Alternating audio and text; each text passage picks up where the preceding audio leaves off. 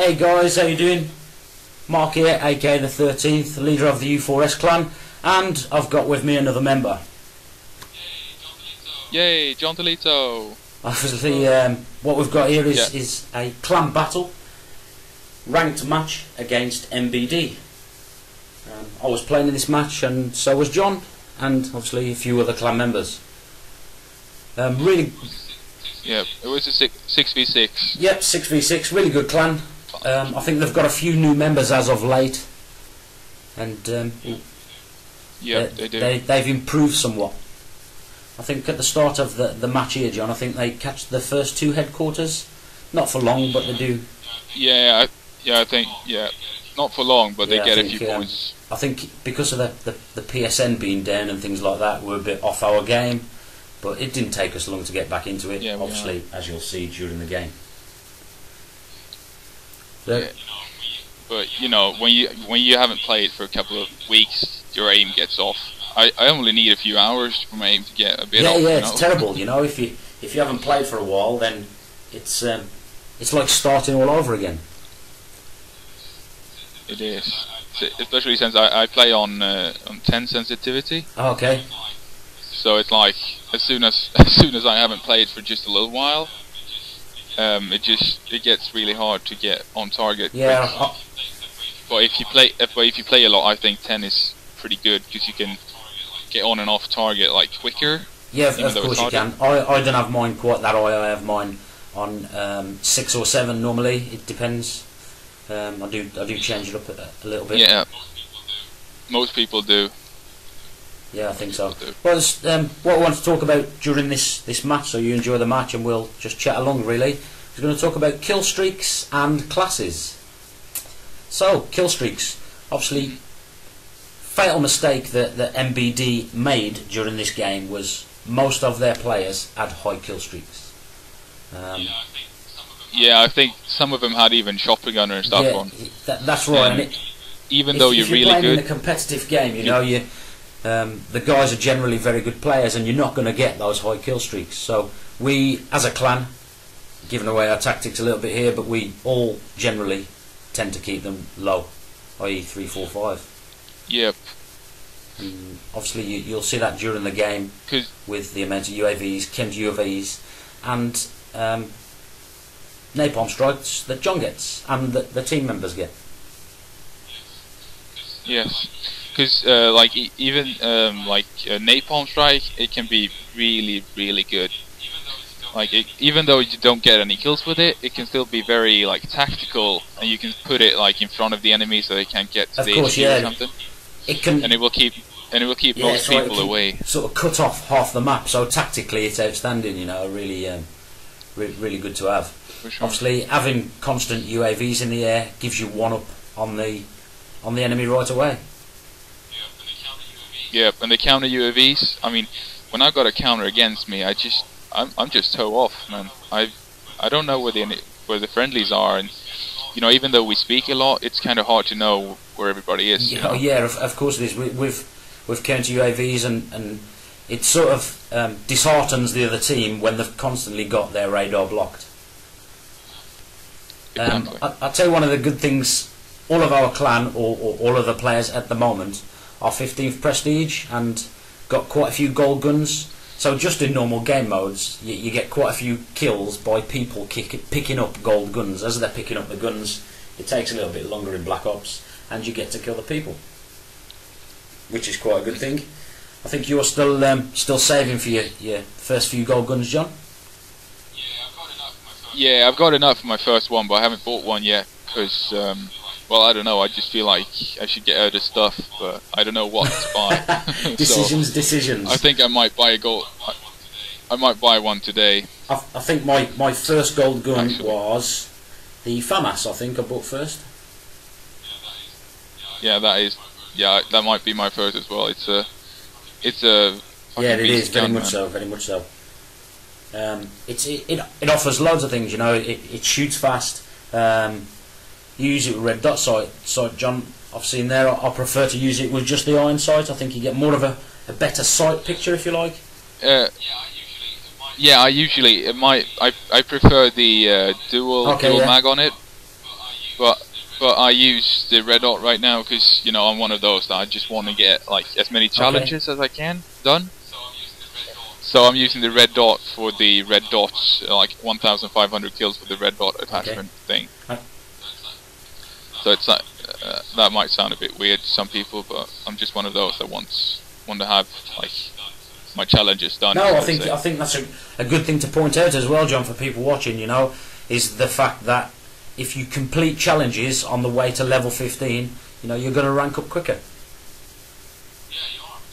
Yeah, you are definitely. One of the things I always did when I was leveling up, getting up to the 15th prestige, was check my challenges throughout all my levels. Check my challenges and see which ones needed to be done.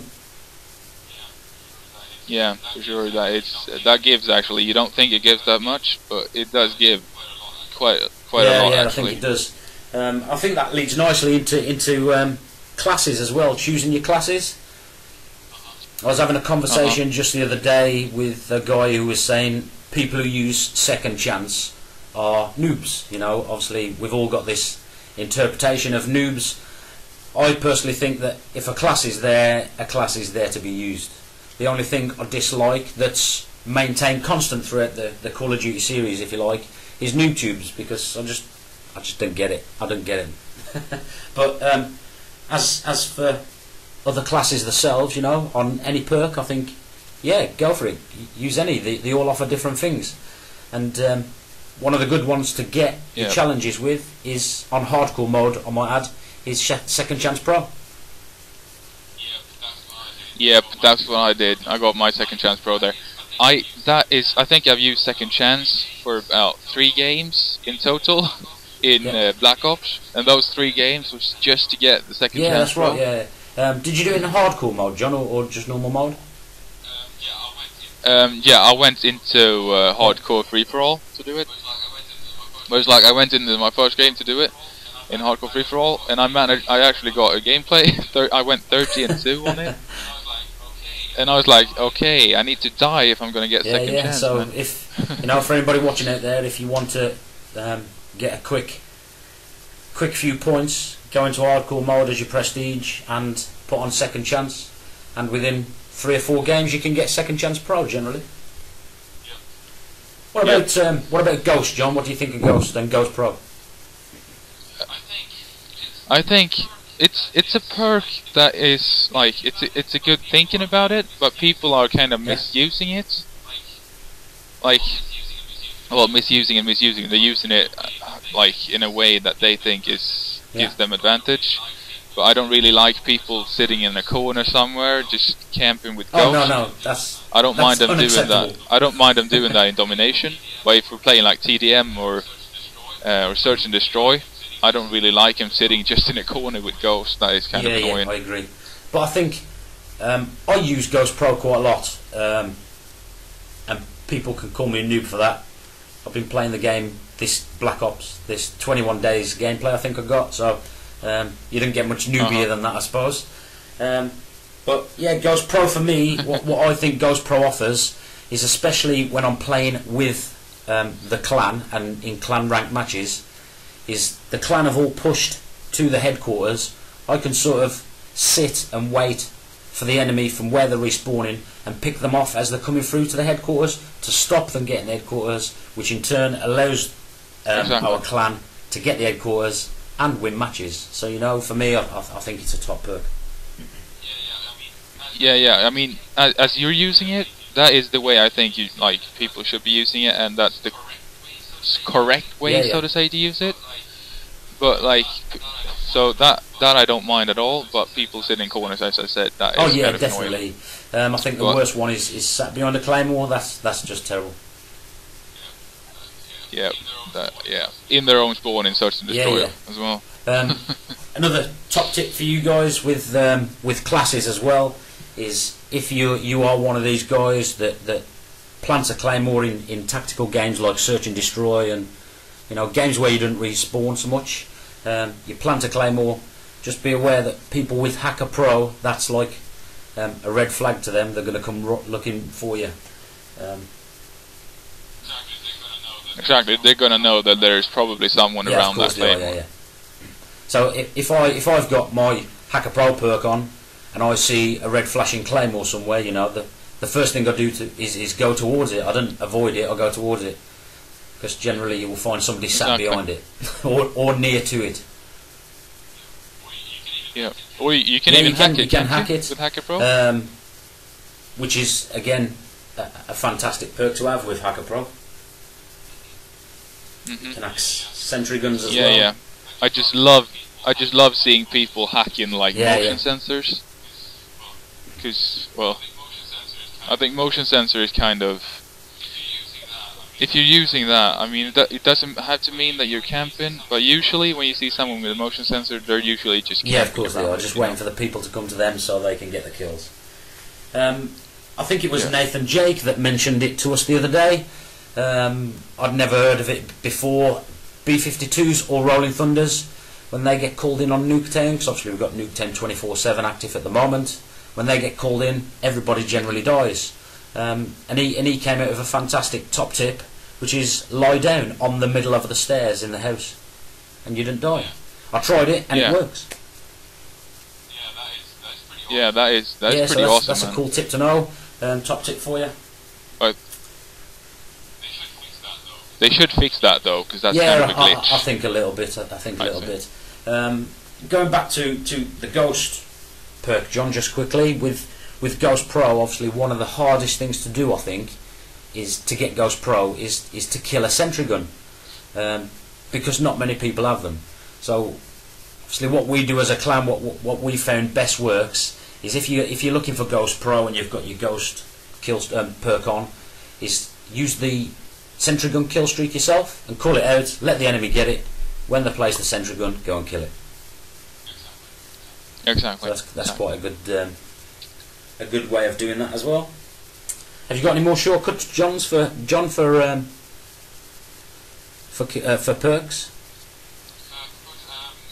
perks, all I want to say is that Tac Mask Pro is I just love that candy perk. floss, mate. It's just awesome sauce. It is.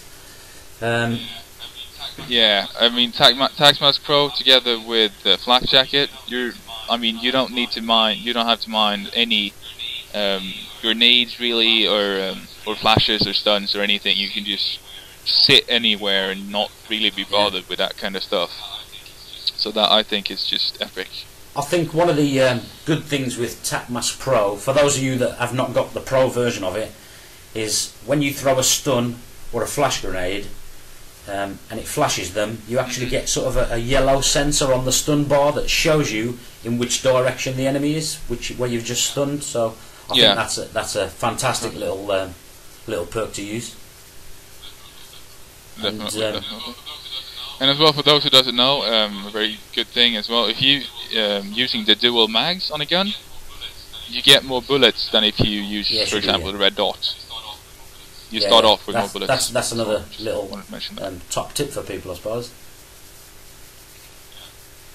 Yeah. So what score we're at now? We're at sort of 195. We pretty much know we've won the game. Yeah. But, you know, MBD, I think. What do you think of them as a clan, John? Good clan? I think they're good. They're good. Well, they got quite a lot of players. I think they've got like 23 players or something in their roster. And I think my personal opinion on that is, if you have that many players in your roster, you can't really have like a personal kind of contact with everyone. I agree. I know where you're coming from with that. Which means that if you don't have really that personal contact, you won't really be able to play good with them. So like for us, we're 10 people, and Nathan Jake on trials, so we're 11 people, I guess you can say. And we play with each other a lot, so we get more of a personal kind of contact with each other, which means that anyone can play with anyone. I agree. You know, everybody knows what everybody else is doing, which is a good thing. I don't think it's a bad thing that they've got so many players on their team rota. You know, it makes you a popular clan, I suppose. We hope you enjoyed it. So that was a good game, you know, and we enjoyed that game. And that's the end of our commentary.